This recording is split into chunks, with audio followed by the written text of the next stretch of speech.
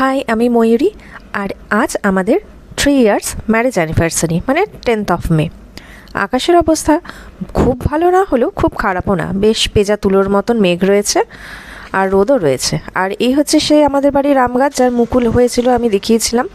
আর এখন গাছটা পুরো আমে ভর্তি হয়ে গেছে। তবে অ্যানিভার্সারি আজকে আমাদের এখন শুরু হচ্ছে তা না, এটা শুরু হয়েছিল গতকাল রাতেই, যখন আমরা কলকাতা থেকে হলদিয়া ফিরছিলাম। আমার কিন্তু দিনের থেকে রাতের ড্রাইভিংটা বেশি মজা লাগে। আমাদের মতন কার কার ভালো লাগে রাতে ড্রাইভিং করতে জানাবেন। তো আজকে সানডে ছিল, আমাদের দুপুর ফাঁকা ছিল বলে আমরা দুপুরবেলা লাঞ্চ করতে বেরিয়েছিলাম। বেশি দূর না, গিয়েছিলাম ওই হলদিয়াতে। আসলে দুজনেই একটু একান্তে টাইম স্পেন্ড করতে চেয়েছিলাম, আর সেইটা তো সবসময় হয়ে ওঠে না, তাই এই অ্যানিভার্সারির দিনটা সানডে পড়াতে একটু সুবিধাই হয়েছিল। রাস্তাঘাট কিন্তু এখন বেশ চুপচাপ আর শান্ত হয়ে গেছে, দেখেও ভালো লাগছে, তাই না? আমরা এসে পড়েছি রেস্টুরেন্টে। আর এই রেস্টুরেন্টটা তো আমি আগেও অনেক ভিডিওতে দেখিয়েছি।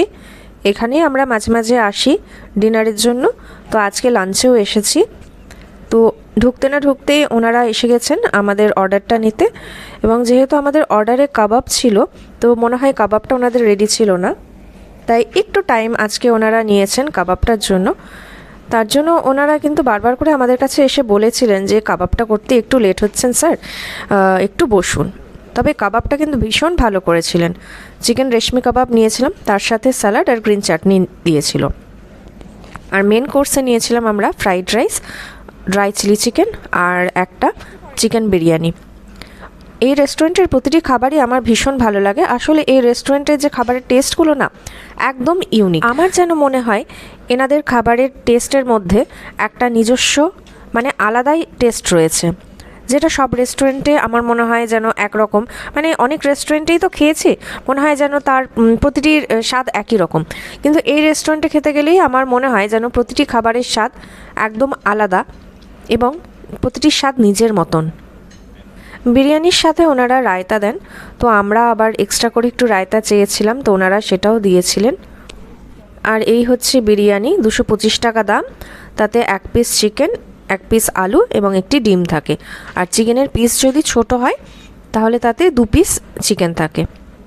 বিরিয়ানির স্বাদও কিন্তু অসম্ভব ভালো, একদম লং গ্রেন রাইস, তার সাথে নরম সফট আলু। আলুটা তো ভেঙে দেখিয়েই দিলাম কতটা সফট, এবং আলুর ভেতরে মশলাও কিন্তু খুব ভালো ঢুকেছে।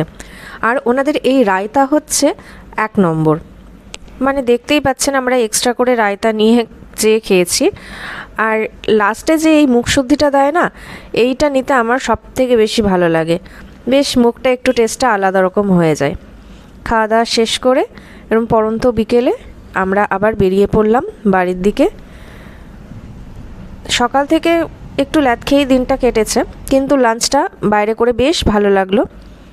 আর আজকে আমরা গাছ থেকেই আমগুলো পেরে নিলাম, কারণ খানিকটা আমের আচার হবে আর বাকিটা ওই রেখে দেওয়া হবে গাছে থেকে, কারণ হনুমানের অত্যাচার প্রচুর বেড়ে গেছে। সেই কারণেই মেনলি আমাদের আমগুলো তুলে নেওয়া। কিছু আম এমনি বাক্সে ভরে রাখা হবে, তাতেই পেকে যাবে, আর বাকি আমে কিছুটা চাটনি আর আচার করা হবে। আর এই যে আমাদের গামলা ভরে আম হয়ে গেছে, এরপরে আবার এক ঝুড়িও আম হয়েছে। আমার তো মনে হয় এই আম দেখতে দেখতেই আজকের দিনটা আমার কেটে যাবে।